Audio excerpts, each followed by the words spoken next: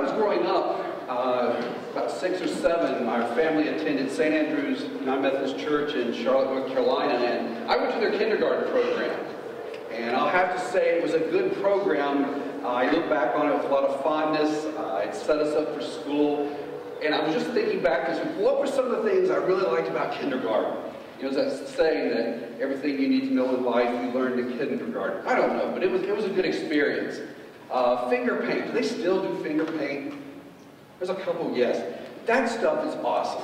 I mean, as a little kid, you get to put that goo all over your hands, and the smell, I can still smell it. I love to smell it. And you know, you're able to smear it all over the paper and the table. It didn't matter if it got on you because you're wearing Dad's old shirt. And I mean, it was just the perfect opportunity for a kid. I remember the first day of kindergarten. You go in and there's 2 classrooms with over 20 kids. They're all your age and they all want to play, and you just couldn't wait. And then the teachers. Now, I don't know, you know, this happens. The definition of old creeps up as you get older. I remember thinking both of them were like my grandmother. And maybe they were 20, I don't know. But they treated us like grandparents, and they loved us, they cared for us, and were really nurturing in the class. And so it was a good time. PE, we would have nap time, and then they had this beautiful playground under some mighty oak trees. And they had the regulars, had the swings, the monkey bars, and the slides. But the all-time favorite, someone had built out of wood a full-size replica of a car. And we would run out the door to see who would be in the driver's seat and what adventure we'd go on that day. So the car was a big draw to the playground. And we enjoyed that as well. We also had a white rabbit, Mr. Whiskers. He was a part of the class as well. And every weekend, some student got to take Mr. Whiskers home. And I still remember the week before making everything right and having Mom buy carrots. And this was a well-fed bunny. He looked well-fed. And bringing him home and keeping him for the entire weekend. And so kindergarten overall was a very good experience. But there was one week that didn't go so well. It was about midway through the year, and they had been trying to teach us to say our name, our address, and our phone number, in case we got abducted or something. And I guess it wasn't going so well, so these 2 sweet teachers decided they're going to connect the remembering of your name, address, and phone number with being able to go outside and play after nap time. Now, for a 6, 7-year-old boy, that's motivation. So all weekend, I'm practicing. Ray Glenn, 7001 Ridgebrook Drive, Charlotte, North Carolina, 28210, 704-423-0456, over and over and over. The night before, I fell asleep reciting it. I had my plan. When they call my name, I'd say it really, really fast because I knew it, and get done and go out and play. So Monday morning came and we did our activities, and it was about lunchtime, and we went into nap time. I don't think any of us slept too much for that 20 minutes. But we laid there, and then finally it said nap time was over. They began to call our names, and people began to give their name, their address, and their phone number. Well, you can just feel the intent. Isn't it funny the things we worry about at different ages? I mean, I was worked up over name, address, and phone number. I had to get this right. And so finally I heard my name, Ray, and I was ready to go. I was going to hit it hard, hit it fast, and be done. Ray Glenn, 7001 Ridgebrook Drive, Charlotte, North Carolina, 28210, 704-523-0456. But it didn't go that way. I got down to the phone number, and there was nothing. 7, 9, nothing. I set in for play time that day. So I gathered my wits about me after freezing up, and I thought, okay, tomorrow's a new day. I can do this. I know this information. All week long, it got worse and worse and worse. By Thursday, it was a jumbled mess. You didn't know where I lived, even what state I lived in.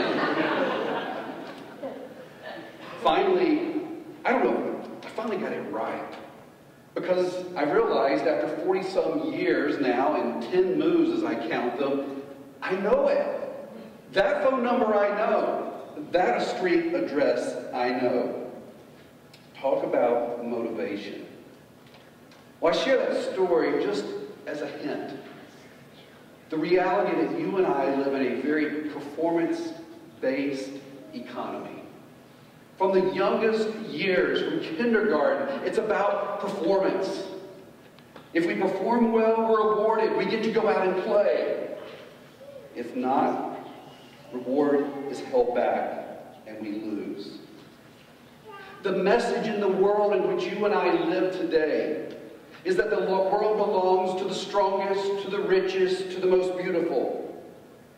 If you can kick the kickball in second grade, you get picked first. If you were like I was and you would run up to kick the ball and do a Charlie Brown and usually fall on your butt, you didn't get picked first. Most of the time you were last. In high school, you get A's and B's. You're ranked top in your class. You get to be in the honor society. Your teachers are appreciative of you. Your peers look up to you.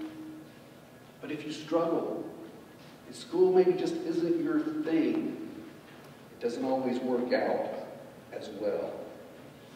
In life, where most of us are today, you perform, you do well, well, the bonuses come your way, the performance reviews go your way, the awards at the end of the year go your way, the promotions go your way. If you don't, it can be pretty hard. We live in a performance-based economy. And I'm convinced it's why so many of us are constantly moving, exhausted, overwhelmed, constantly trying harder, trying to prove ourselves. Boy, that's why it's so important that we pause and come before this table, the Lord's table. Remind us, each one in our hearts, that there's a different way. To be reminded of the reality of God's incredible grace, which is the absolute antithesis of a performance-based economy. This table we're going to celebrate in a few moments. The playing field is level. You can be the fastest or you can be the slowest. You can be the smartest or you can be the dumbest. You can be the most beautiful or you can be a little hard to look at. It really doesn't matter when we come to this table. See, this table reminds us it really is not about us, is it? It's about what God has done for us through Jesus Christ. The reality of God's grace and His love, like we were just singing, and what He has accomplished for us. Paul Zahl, in his book, Grace in Practice, just as a reminder, I'm always looking for definitions of grace. This is the way he defines that grace. Grace is love that seeks you out when you have absolutely nothing to give in return. Grace is God's love coming at you that has nothing to do with you. Grace is being loved when you are unlovable. It is being loved when you are the opposite of lovable. Grace is love that has nothing to do with you, the beloved. Has everything and only to do with the lover. See, the problem with living life, always seeking to be the fastest, the strongest, the smartest, is there's always someone better, isn't there? It's amazing. I mean, you see athletes and they perform in the Olympics and they set these incredible records, and yet 4 years later someone comes along and blows it away by seconds. There's always someone smarter, always someone faster, always someone more beautiful. And when we tie our identity and our purpose to chasing after those pieces to bring significance and purpose to our lives, we ultimately end up exhausted and empty. Exhausted and empty every time. Listen to the Apostle Paul in Ephesians chapter 2. But God, being rich in mercy, because of the great love, that love we were just singing about, with which He loved us, even when we were dead in our transgressions, made us alive together with Christ. By grace, by that unmerited favor, you have been saved. And raised up with him and seated us with him in the heavenly places in Christ Jesus, so that in the coming ages he might show the immeasurable riches of his grace in kindness towards us. For by grace you have been saved through faith, and this is not of your own doing. It's a gift of God, not the result of works, so that none may boast. I mean, think a moment about exactly what it is that God did to the cross. He took our sinful behavior. He took our empty striving. He took our vain attempts, our brokenness, our failures, our tiredness, our exhaustion at times. And he imparts mercy. And he imparts grace. And there is where we find life. We were singing a few moments, and the verse comes from Matthew 11.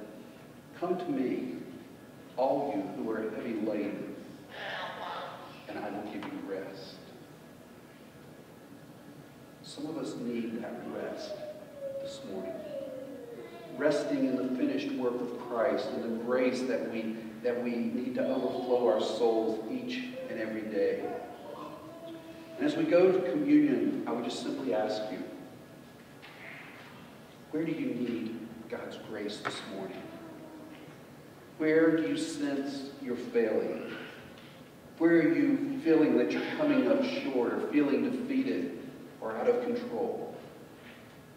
My prayer is, as the bread is passed, that you would allow God's freeing grace to overflow your heart here this morning. I ask the gentlemen who are going to help with the serving of the elements that they would come forward. And as always, if you're visiting with us, feel free to participate in communion with us. If you're a believer in Jesus Christ, the table is obviously open to you. Parents, if your child understands the basics of the gospel message and has responded to them, then by all means, they too may participate. You're totally free to lean over and whisper into their ear and have a little conversation about what's going on. That's fine. So they are welcome too.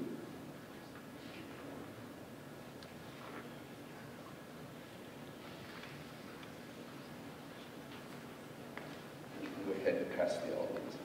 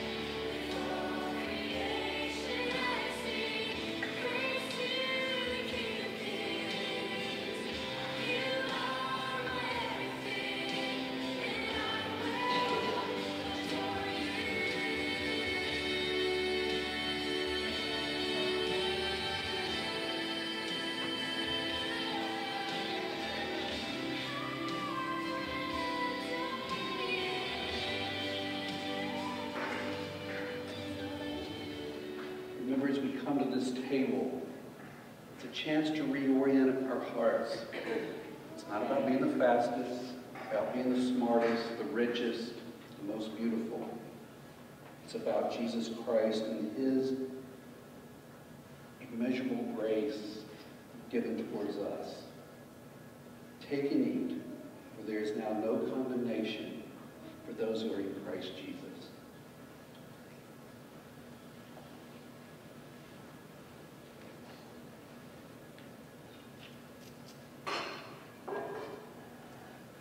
once we begin to taste this grace which we need at the point that we believe, but this grace which we need every hour of every day. I don't know about you, but I begin to sense I need it more and more. And as some of you have shared, even though you understand the reality of this grace, it's